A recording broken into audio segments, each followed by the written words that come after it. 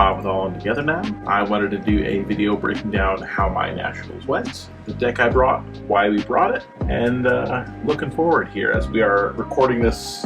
Actually, I'm re-recording this because of some of the events that happened at Calling Bologna. I had it all ready to go and then new LL'd. So I wanted to kind of talk a little bit about that at the end. I think there's some interesting things to think about and see where the format goes from here. Let's get into it. For this video, I want to talk a little bit about kind of the process of going from our ProQuest list to going to nationals, talking about how you would adapt to new metas, just some skills and some building things, and kind of what decisions we made and kind of the guesses we took going into the meta, how we changed the deck, why we changed the deck for particular matchups, and I'll talk to you about how the event went, and then we'll do some closing thoughts on going forward.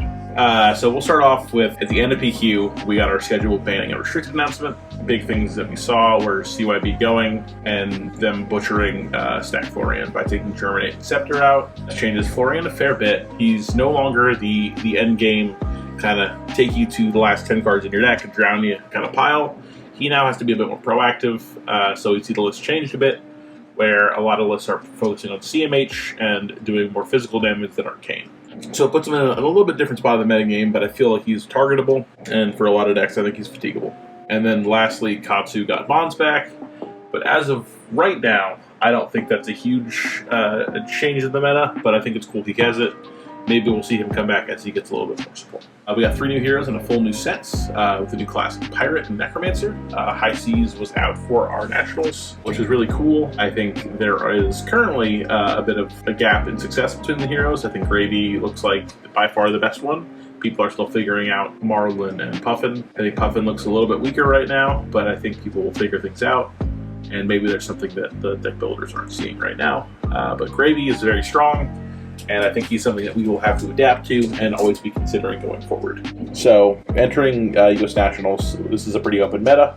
And I think even after Nationals, it's still pretty open. But with this event, we had a very limited time to prepare. So effectively, I think a lot of people consider this basically, we just take the last meta, and there's a few changes, don't do too much to it.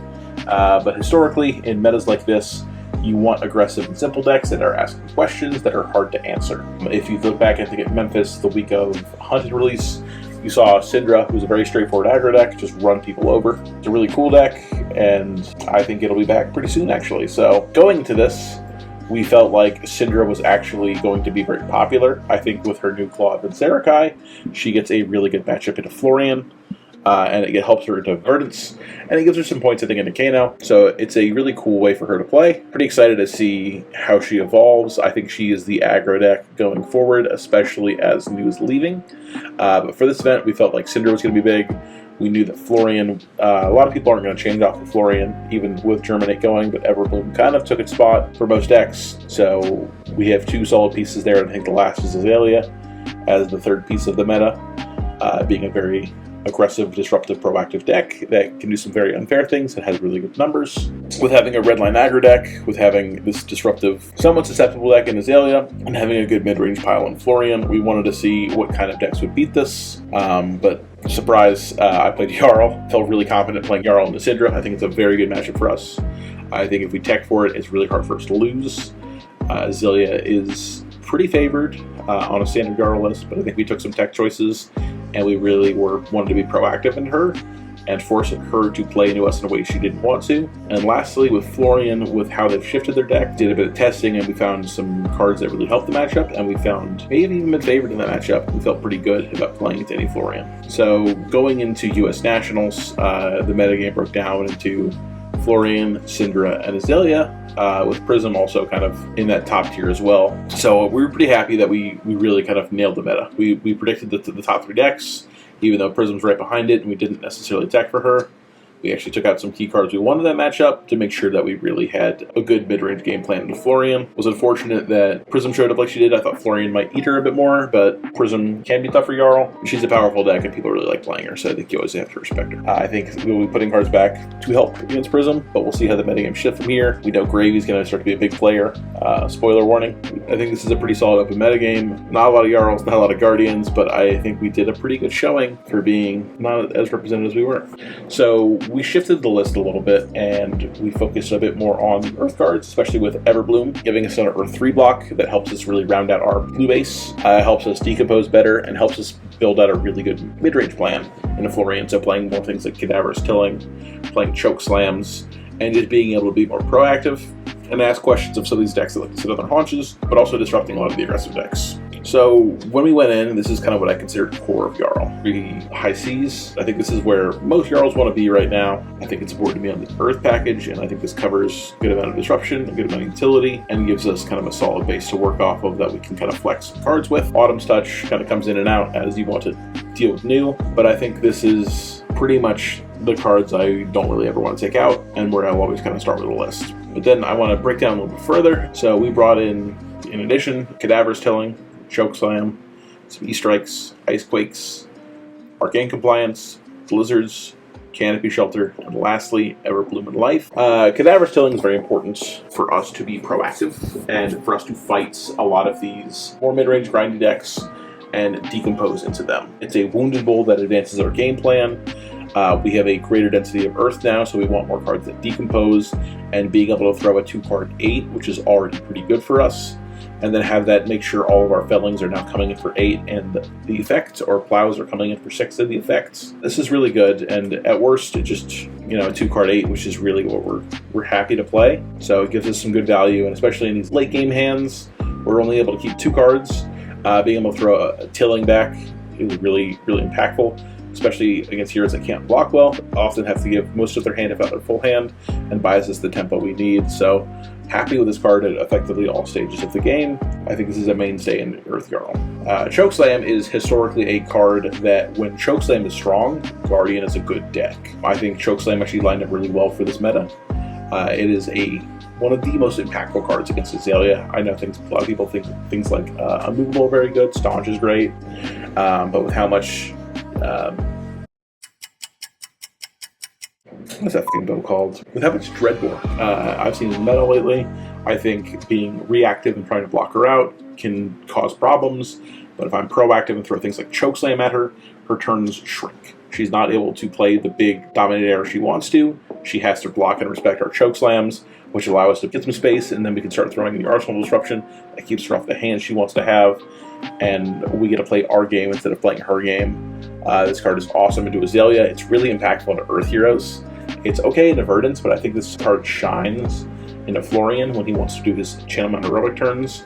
You're putting him in tough spots where he has to block with cards he doesn't want to, and then shrink his going wide turn. This is a really good card to pummel into him too, if he tries to block out with armor and you're able to pummel it over. He really hates that. So it's really cool to be able to just shut him down, prevent his power turns. It's lined up really well for me in a Guardian Mirror over the weekend, where my Chokeslam stopped them from fusing an Oakenol and pummeling it, because they had to respect the on-hit. So, huge fan of this card. It's either 2-card 8 or a great pummel target. I'm really happy to have this back in the deck.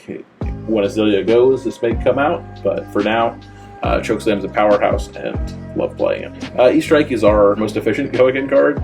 Clears allies. It's a great 3-block. With us being on a higher red count, this allows us to also pitch our reds for late game, or just allows us to do some hand fixing. I think this is also a very good card for things like pitch stacking, for us to just play these more mid-range games. Huge fan of E-Strike, and if you ever got to go again, it's great to just draw off E-Strike. Ice Quake is probably our best hand extender. It's a great extra bit of disruption. I love to arsenal this card and just have it whenever I need it, especially to line it up with the Tunic is really impactful. It's probably the card that uses our Jarl Hero power best. Often when you play on this on any disruptive effect, it forces them just to block out and give you their full hand.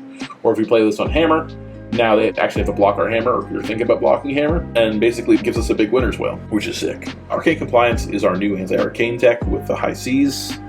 It effectively stops all surges on a spell, which is really impactful. It shrinks wildfires, mind warps, open floodgates. I think it's a pretty skill testing card when you want to fire this off, but I love that you can arsenal this, and it's also a blue whenever we need it. I think the really interesting thing that's great is for Kano, they would often be on Imperial Edict last season, and they would just name things like Seeds or Oasis. This now gives them a third card they have to consider when naming, which is interesting. Yeah, I think this is a cool card. Unfortunately, I did not play against any Wizards over the weekend, so I can't say how good this was for me, but I love to get more options into these tougher matchups. and we'll see kind of what ends up being in the final lists going forward. Blizzard is a phenomenal card. This is one of our best ways to shut down aggro. I've had some brutal turns playing it this weekend. It's really good at disrupting their power turns or protecting our really strong hands. If they ever find themselves with an open armor slot and we're able to Blizzard, it's really backbreaking. It takes a full blue for them to go again, but oftentimes when you're playing Blizzard, you're playing it against a deck that does not often have blues. So being able to just shut down a turn or make them pitch 3 cards to get go again is brutal. This is probably a core card. I think Cinder is going to be coming up in a big way in these next couple weeks. I think Blizzard is going to be a very important card for us. Canopy Shelter is a pseudo Earth 3 block. It blocks for 2, creates a might, so we get a 3 value out of blocking this card. It's great for blocking extra breakpoints, so if it's coming in for 5, doing a 3 and a 2, or if it's coming in for 4, you can go Canopy Shelter and a piece of armor. It's a great way to full cover and get value on the crackback. It's awesome for sending extra breakpoints, so sending Chokeslam for 9, CNC for 7, Open Old Fused for 10. It just gives us a little bit more offensive power, which is really nice. And it fuels our Decompose, which is great. And you can play it with Hammer. This card's awesome. Love to play this card. Love blocking daggers with this thing. I really wish it came in foil, but happy to have it in the list. Our new Earth card, our Earth 3 block coming in off of the High Seas. It's phenomenal. This is Fruits of the Forest 2, and we love Fruits of the Forest. Basically, it's a 3 block that can get an extra life. But the big value is this can be discarded and played at instant speed any time. So we get more Decompose for Earth. Love playing this on turn 0 and just filling the graveyard so we can get a quick Cadaver's Tilling off. And then we just set ourselves up to have a very strong, powerful mid-game, or sometimes we would stutter at the start of the game, just filling our graveyard. It's really nice because this can loop things like E-Strike into board state matchups. We can get Crumbles back for fuses, or if we really need to, it can loop itself just to gain life in a very, very long game. And lastly, I think this is important because it gives us our density of Earth and allows us to kind of keep having this all the Decompose we need. So I was very impressed with this card at the weekend, and I think as we focus on Earth, this will be a big player. So when we built this deck, we wanted to be a proactive, disruptive deck. We wanted to think about the decks we're going to see there and how do we answer them. We knew we were going to have to beat aggressive and mid-range decks. So we wanted to shut down Syndra, we wanted to shut down Azalea, and we knew we needed to be able to play well in a Florian. As well as with the High Seas launching, we knew there'd be a good amount of new heroes, even though card supply was in a tough spot. We knew that Gravy, especially going the last couple of days, I was hearing a lot about Gravy Bones and in testing. The deck was definitely stronger than we thought. So we had to make sure we had something that kind of lined up well into Gravy, into these aggressive heroes, into mid-range heroes, and could make sure we could shut down the other 2 new heroes as well. So I think Jarl lined up really well. I was really happy with it, and I think the deck that we put together was really powerful. So how things went for me, I played a Jarlmir on my first day of Nats at round 1. I had just a more efficient list than him. Our Earth really helped us outvalue the Guardian cards he was playing. We had really good defense reactions line up when he had to be aggressive. Our Dominates forced him to use his hand inefficiently. We were able to get there, and that was a sweet game. Round 2 in a Florian, we broke their grasp very early, and we were able to just force him to block with his 2 blocks and pressure him really hard. His disruption didn't line up well into us, and we were able to just keep the pressure going. And since he couldn't generate the arcane value, we got there. Round 3 in a Prism. It's a tough matchup for us, especially since we're kind of missing some of the tools we want to have. But we had a pretty slow start, and we couldn't really rely on our aggression. So we couldn't get out from the lead they had at the start. So unfortunately, we lost that one. Round 4, we got paired into Syndra, and we took a lot of damage early on, but our disruption lined up on key turns, and we forced them to play off small hands, and they couldn't do the 5-card hands they want to. So we were able to ultimately win that game. It was very close, but we got there at the end. And we finished CC on day 1 by playing Florian in a very close game. You end up losing it.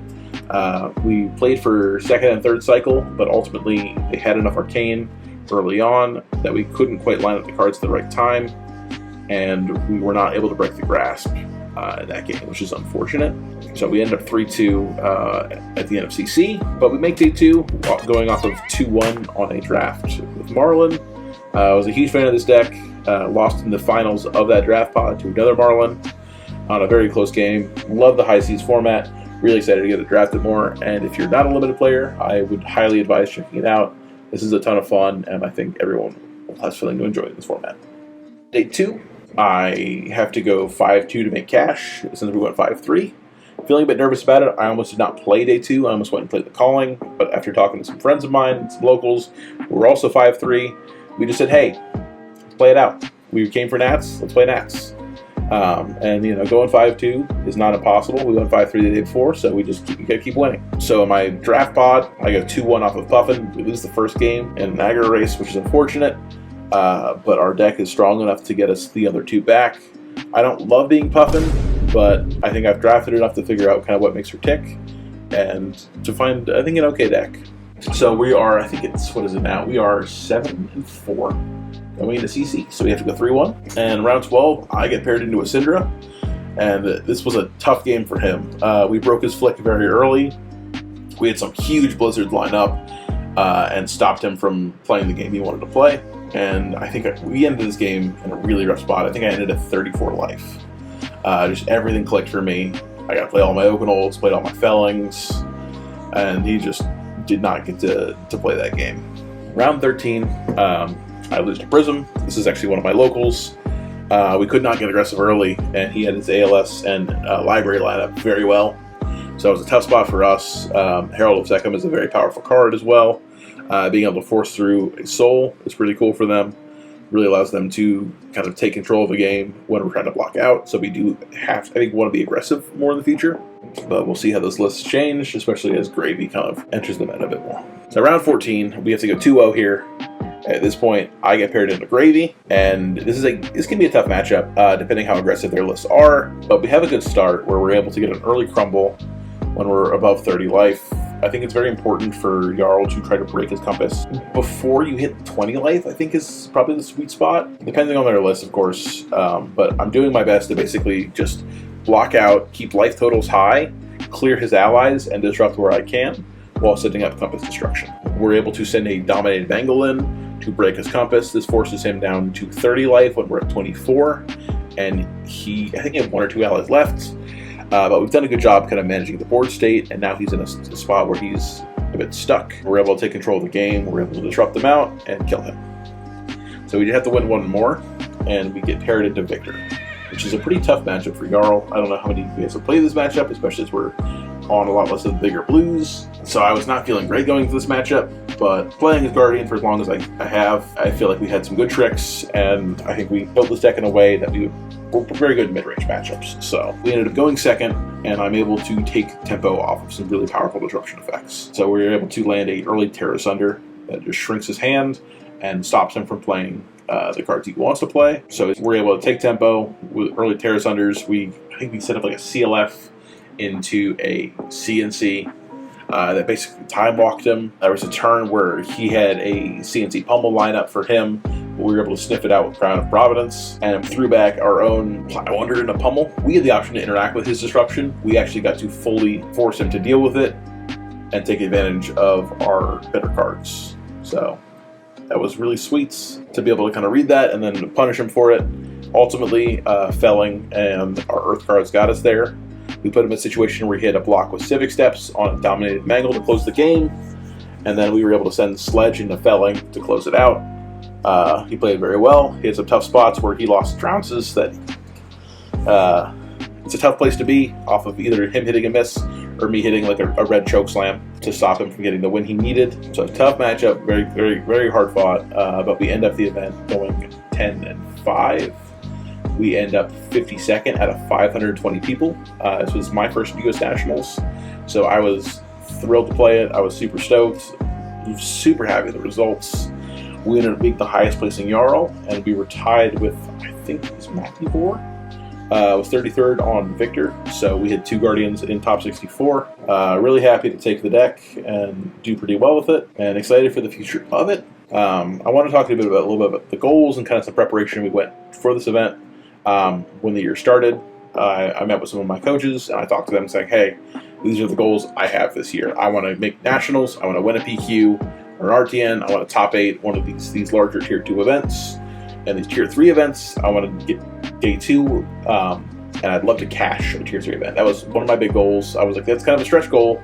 And lastly, get some Jarl LL points. I think it'd be really cool to get my name on him. I've had my name on some other Guardians in the past, but I'm like, I love Jarl. He's my favorite hero by far, so I really want to get those points. But as you see with the green, we've hit almost all of our goals already, and we're not even halfway through the year. We just got a day 2, one more tier 3 event, and with a couple more in the US coming up, I'm really excited to compete in them. I think this is a great way, if you're trying to get better, to really kind of harden and, let's not harden. If you're trying to get better, I think this is a really great way to focus your attention and understand kind of the steps you need to take and talk with the players around you to practice more and give you these solid goals that you can work towards. I think you don't want to be too result focused, because I think you can play well and not make your goals, but you can also make mistakes and play suboptimally and still hit goals. So I think it's good to have goals, but don't be so attached to them that it feels like if you don't hit them, you're worthless. I think it's more about how you play and kind of learning through it. Having goals allows you to focus and prepare for these events in a more meaningful way. So looking ahead, this is kind of why I wanted to re-record this video, because I was like, yeah, these things could happen. We don't know when they'll happen. It'll be interesting. But now that we've seen new LL this morning, I think the meta is going to shift in some big ways. I think Guardian is allowed to come back and play the cards we want to play. I don't know how much the meta will actually shift with new going. I think there are some decks that she was preying on that are not just us that may step up, so things like Verdance. We obviously can come back. Victor is a good deck. I think is an okay deck again. I think Gravy Bones will probably be the quote-unquote enigma of the format. I think he's going to be a very powerful deck that a lot of people will like. Verdance showed up very huge at US Nationals. I think Wizard is back in a big way. I think there's a lot of really cool decks to play right now. The meta's pretty open.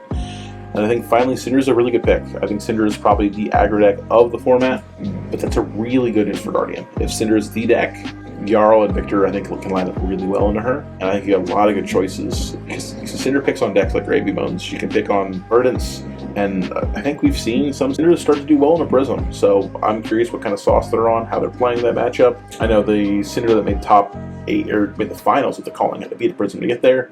So I'm really curious how that game went for him and see what changes they've made. I think with Mastery Pack around the corner, I think it's about 45 days from now is Gen Con. We're less than 2 months away from, I think, Guardian coming back in a big way. It starts with new leaving, and I think we're going to get a lot of really cool impactful cards. I don't know how much Jarl's going to change. He might be a little bit like LAKEY, where we can just play the good Guardian cards and just play some of the okay elements stuff. So playing things like, Arctic cards, whatever kind of element tool cards we need, but ultimately we just play really powerful Guardian cards. And we get a little bit wider access to a card pool. I think it'll be a more interesting deck than Victor. I think Valda is going to be really cool. I'm excited to build her and test her out. So expect a Valda deck tech from me sometime in the next 2 months here. I will update my Jarl list pretty soon for this post New World. You've seen my Nats list here. The list below in the YouTube description will have my sideboard that we brought in 4 Nats. Feel free to DM me if you have any questions. Reach out to me on Discord or Blue Sky. It's a great way to reach me as well. I'd appreciate if you guys made it this far. If you guys want to like, comment, or subscribe, that really helps these videos out. You guys have blown me away with the reception. I was very surprised at how well our first couple of videos have done. I was like absolutely blown away, so appreciate that you guys are this passionate about it. I'm really excited to kind of make more content, especially coming forward with all this good stuff we're getting. So super stoked, and I am really excited to be able to go to open events now, these larger events, and I'm really excited to bring back my Rouse the Ancients and my Big Blue 8s. So really looking forward to this new format, excited to see what Jarl can do, and I should have an update for you guys in probably about 2.5 to 3 weeks is my guess. So look forward to that, and take care.